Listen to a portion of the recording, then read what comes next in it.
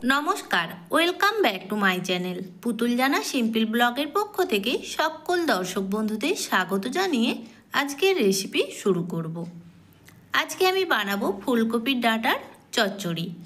তোমরা তো অনেকেই ফুলকপি খেয়ে তার ডাঁটাগুলোকে ফেলে দাও। এই ফেলে দেওয়া জিনিস দিয়েই আমি আজকে একটা দারুণ রেসিপি বানাবো। রেসিপিটা বানানোর জন্য এখানে দেখো আমি ফুলকপির ডাঁটাগুলোকে একদম সরু সরু ছোট ছোট করে কেটে নিয়েছি। সাথে নিয়েছি 3টি পাকা লঙ্কা, তোমরা কাঁচা লঙ্কাও নিতে পারো। আর নিয়েছি একটা মিডিয়াম সাইজের টমেটো আর কিছুটা পরিমাণে চিংড়ি মাছ। চিংড়ি মাছটাকে ধুয়ে বেছে লবণ হলুদ মাখিয়ে নিয়েছি। তোমরা এটা নিরামিষভাবেও বানাতে পারো, তবে চিংড়ি মাছটা দিলে খেতে বেশি টেস্ট হয়। আর এখানে আমি কয়েক রকমের সবজি নিয়েছি, যেমন আছে শিম, কচু, আলু, বেগুন আর গাজর। আমার হাতের কাছে যে সবজিগুলো ছিল সেগুলো দিয়ে আমি আজকে বানাবো। তোমাদের কাছে যদি এর থেকে বেশি কিছু সবজি থাকে তো সব সবজি দিয়ে এই রেসিপিটা বানাতে পারো, খেতে কিন্তু অসম্ভব মজার হয়। তো চলো এখন আমি রান্নাটা শুরু করব। এখন রান্নাটা শুরু করব। এখানে গ্যাসের মধ্যে একটা কড়াই বসিয়ে দিলাম। কড়াইটা ভালোভাবে গরম হয়ে গেছে। এখন সামান্য পরিমাণে একটু তেল দিয়ে নুন হলুদ মাখিয়ে রাখা চিংড়ি মাছগুলোকে খুব ভালো করে ভেজে তেল থেকে তুলে নেব।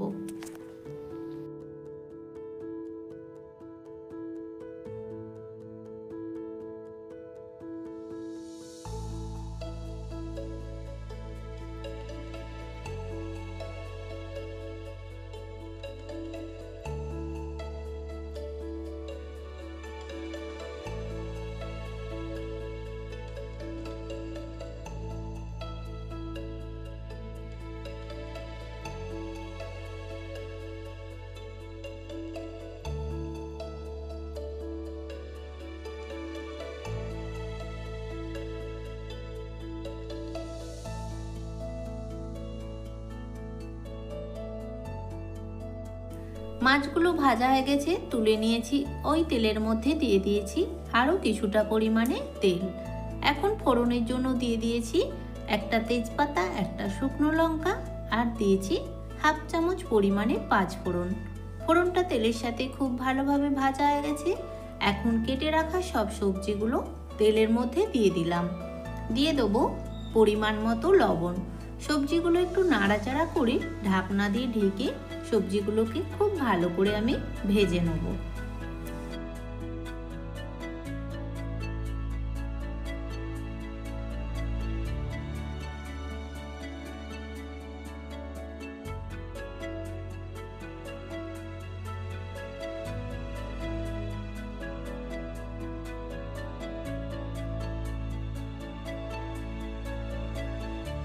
সবজিগুলোকে দেখো খুব ভালো করে আমি ভেজে নিয়েছি। এখন এই সবজির মধ্যে দিয়ে দেবো কেটে রাখা বাঁধাকপির ডাঁটাগুলো, আর দিয়ে দেবো একটা মিডিয়াম সাইজের টমেটো কুচি, আর যে 3টি পাকা লঙ্কা নিয়েছিলাম ওগুলোকেও আমি ফালি করে নিয়েছি। এখন ওই লঙ্কাগুলো এর মধ্যে দিয়ে আবারও সমস্ত সবজি একটু নাড়াচাড়া করে ঢাকা চাপা দিয়ে কিছুক্ষণের জন্য খুব ভালো করে সবজিগুলো ভেজে নেব। আর এই সময় কিন্তু গ্যাসের ফ্লেমটা মিডিয়াম রেখে সবজিগুলো নাড়াচাড়া করবে, তাহলে দেখবে সব সবজি কিন্তু খুব ভালোভাবে নাড়তে নাড়তে সেদ্ধ হয়ে যাবে।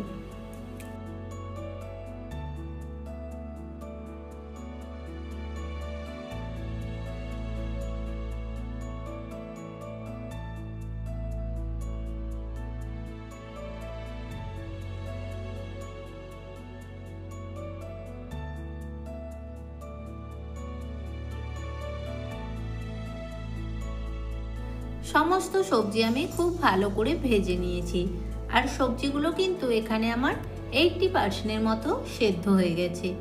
এখন এর মধ্যে কিছু মশলা দিয়ে দেবো। দিয়ে দিলাম পরিমাণ মতো হলুদের গুঁড়ো, আর কালারের জন্য দেবো হাফ চামচ পরিমাণে কাশ্মীরি লঙ্কার গুঁড়ো। এখানে আমি ঝালের জন্য আলাদা করে কিন্তু লঙ্কা গুঁড়ো দেব না, যেহেতু 3টে পাকা লঙ্কা চেরা দিয়েছি তার জন্য লঙ্কা গুঁড়ো আর ব্যবহার করব না। দিয়ে দিলাম হাফ চামচ ধনিয়া গুঁড়ো, হাফ চামচ জিরে গুঁড়ো।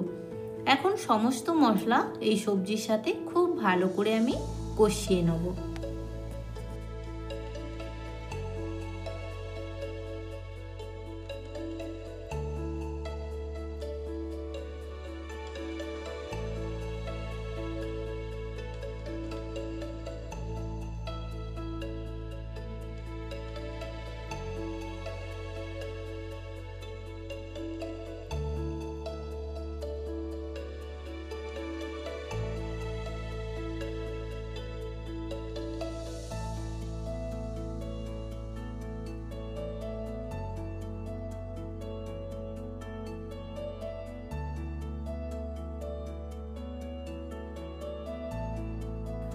মশলাটা আমার কষানো হয়ে গেছে।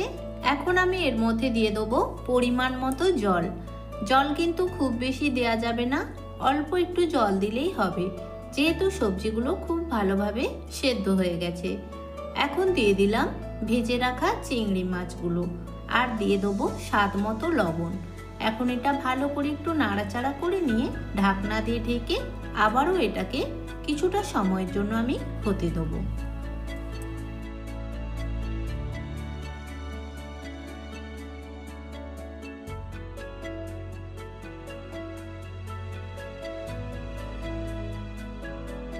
কিছুক্ষণ পরে এখন ঢাকনাটা খুলে দেব আর দেখো সবজির মধ্যে যে জলটা দিয়েছিলাম একেবারেই কিন্তু শুকনো হয়ে গেছে।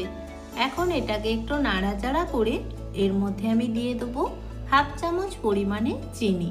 চিনিটা এখানে অপশনাল, তোমরা চাইলে দিতেও পারো আবার নাও পারো। এখন একটা ডাল কাটার সাহায্যে সবজিটাকে হালকা একটু ঘেঁটে দিতে হবে। তারপরে এটাকে আবার একটু নাড়াচাড়া করে গরম গরম গরম ভাতের সাথে পরিবেশন করে দেখুন। এই ফেলে দেওয়া জিনিস দিয়ে কত সুন্দর একটা রেসিপি বানানো যায়। আমি এখানে চিংড়ি মাছ দিয়েছি, তোমরা চাইলে একই তেল ঝাল মশলায় এই রেসিপিটাকে নিরামিষভাবেও বানাতে পারো। রেসিপি তোমাদের কাছে কেমন লাগলো অবশ্যই কিন্তু জানাবে কমেন্টের মাধ্যমে। যদি ভালো লেগে থাকে প্লিজ একটা লাইক কমেন্ট আর বেশি বেশি করে বন্ধুদের সাথে শেয়ার করে দিও। আর বন্ধুরা পুরো ভিডিওটা দেখার অনুরোধ রইল। আমার চ্যানেলে যদি তোমরা নতুন বন্ধু হয়ে থেকো প্লিজ চ্যানেলটাকে সাবস্ক্রাইব করে পাশে থাকার অনুরোধ রইল। আর তোমরাও বাড়িতে একবার এইভাবে এই সবজিটা ট্রাই করে দেখো।